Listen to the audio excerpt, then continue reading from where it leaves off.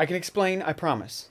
First off, yes, I am sitting on a piano, and no, I do not intend to come down. I just put it in, and I don't feel like moving it out just yet. And for the possibly more important bit of information, this episode begins season 2 of the podcast. Why?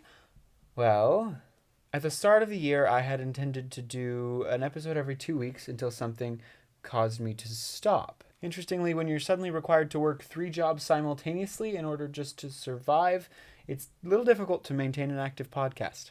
I've really got to find ways to supplement the less than lavish compensation of a performer's lifestyle.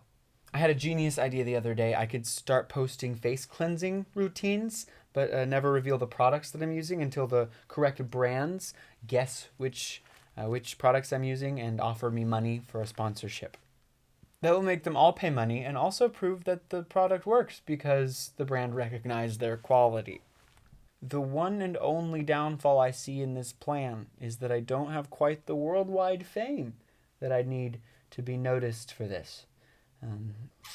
So now that I'm no more stable, but it's somehow delusional enough to believe that this is a good option, here's an interview with myself, recorded in March and pouring into your eardrums right now to kick off season 2 of Reading Between the Lyons.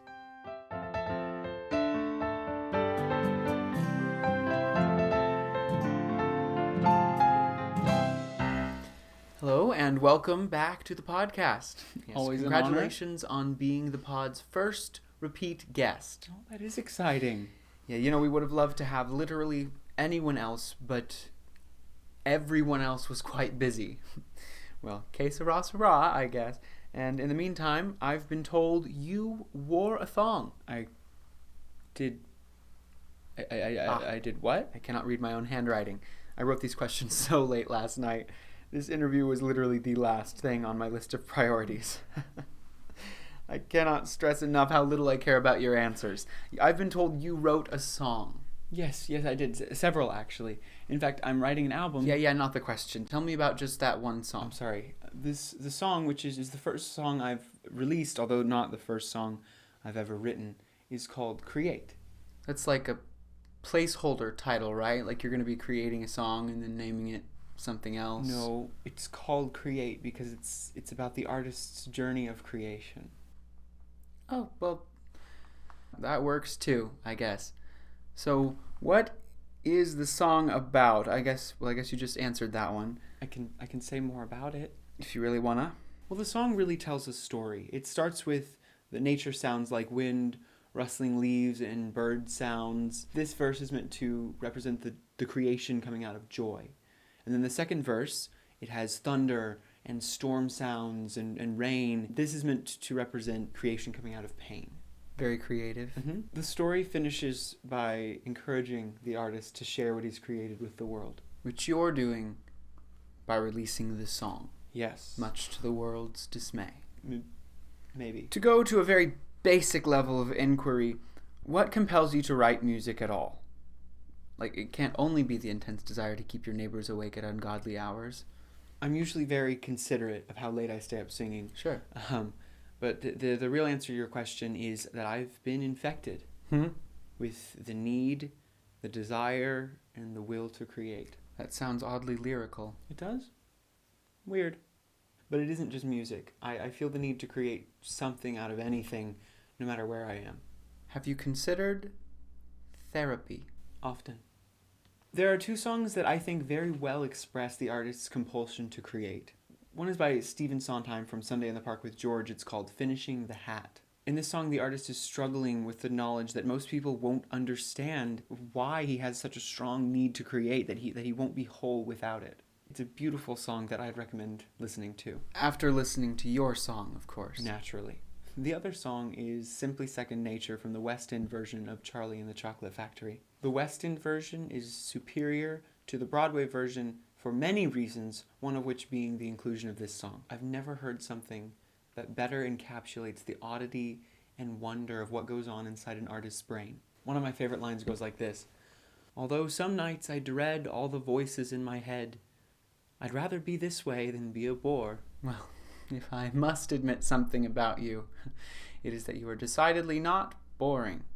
Thank you for that ambiguously worded comment. It's the least I can do. No, literally the very least. Like, I've tried. The reason I create is truly because I must. I believe I was created with proclivities, passions, and abilities, and it is ingrained within me, the drive to utilize them. You're going back to the way that we told you not to talk in public. Sorry, I'll be careful. So that's creation in general. What about music? You know, like the question actually asked. Well, I experience my life musically. When I feel emotions, they come to me in melodies and rhythms. Often they're quiet and just underscore what's going on. But when the emotion is strong enough, I'm able to capture it in the words within. That is far too poetic. Couldn't you just say you got your inspiration from a cereal box or something? Well, there was that time that I don't want to hear about it. My next question asks, why are you releasing this particular song first? Yes, as I'd mentioned, I started out writing this album with a complex emotional... Did I ask about the album? Stick to the asked question. Okay. I have this completely irrelevant album that I also wrote, but I didn't want to come straight out with such a heavy-handed debut, so for that and for other marketing reasons, I decided to put the album on hold and release a single first. Mm-hmm. What sort of challenges have you faced with this being your first release? A big thing has been that I had no idea how to even begin releasing a song. I'm really close to the end of the process, and I still don't really know what to expect. From producing a high-quality track to the world of distributors, I had to do a lot of research. Did you produce a high-quality track? It's definitely not where I'd like to end up, but I realized that I needed to start somewhere. I believe I've heard someone say that it's not where you start, it's where you finish. Yes, it's not how you go, it's how you land. But you're moving along well now that the song is out? Yes. It didn't all go exactly as planned, but it's not the end of the world. Well, it might be, but that's a different conversation. What do you hope listeners will take away from your song? I mean, besides hopefully being entertaining and being something that people want to listen to again and again, I hope that it inspires people to find within them that love of creation and to utilize that in whatever skill set that means for them. Or if they aren't creative people themselves, that they're able to better appreciate the wonder of those who are. This may be the schadenfreude in me asking, but what will it mean to you if the song doesn't get very many streams? Honestly, I'm not expecting very many. Yeah, I'm excited for my friends to hear it and to tell me what they think about it, and I'm excited to say that I've released a song. Of course, I would be ecstatic if the song became popular. I would probably cry. You would. I've seen it. But I wrote and produced this song because it needed to exist. No other reason could have made me do what I did. There's a quote I love from Madeleine L'Engle, the author of A Wrinkle in Time, from her book Walking on Water. If the work comes to the artist and says, "Here I am, serve me," then the job of the artist, whether great or small, is to serve. In the end, knowing that I created something that was begging to be made will be my reward. Is there a sample of the song we could hear right now? Yes, here is an excerpt from the second verse. Heaven's thunder and storm clouds cry as the howling winds turn your heart to stone. Close your eyes and take to the tear-stained skies. Rise above the dark flown by faith alone. Take a pencil, take a brush.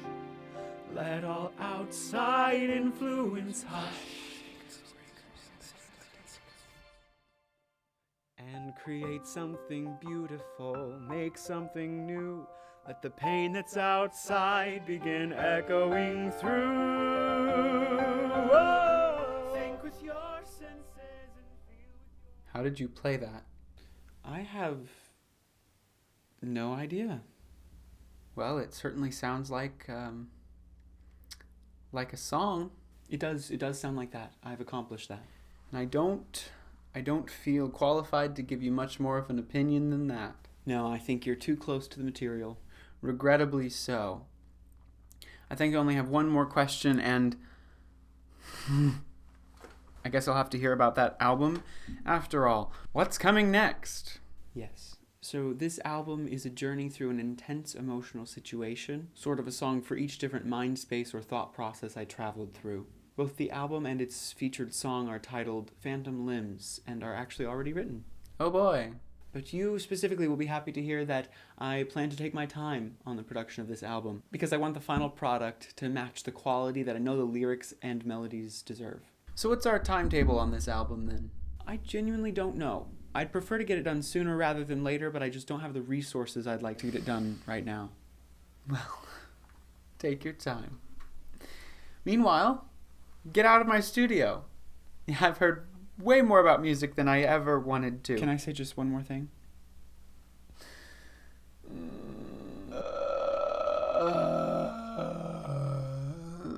I guess. Thank you. To every single one of you who has been listening to this podcast, goes to listen to Create, or has been following me on social media anywhere, thank you so much. Your support and interest has been a huge, huge encouragement to me, and without you, I would not have the strength to keep doing what I do. Don't forget that no matter how hard I work or what I accomplish, art doesn't live until it has an audience. Okay, that was sappy. Now get out. Okay, bye. Sorry. Get out.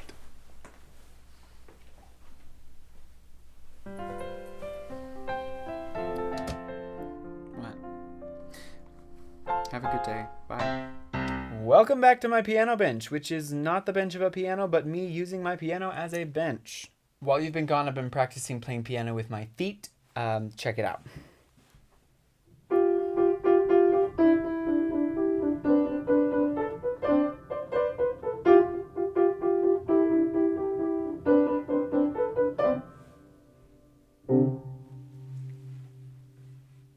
Maybe it's no Rachmaninoff, but there you have it. While I was talking to me and you were tuning me out, I was brainstorming other ways to make money, and apparently people get paid to rate things. I can rate products, or restaurants, or customer services, or hotels, or toys, or, a village. But once again, I think brands have to notice you to send you items to rate, so I may just be cooked. Definitely come back for episode 2 of season 2 because, well, it's, episode 2 squared, but also because I'll have a pretty goofy guest to talk about, and this time it is not me. You are welcome. You'll see me next time on Reading Between the Lyons.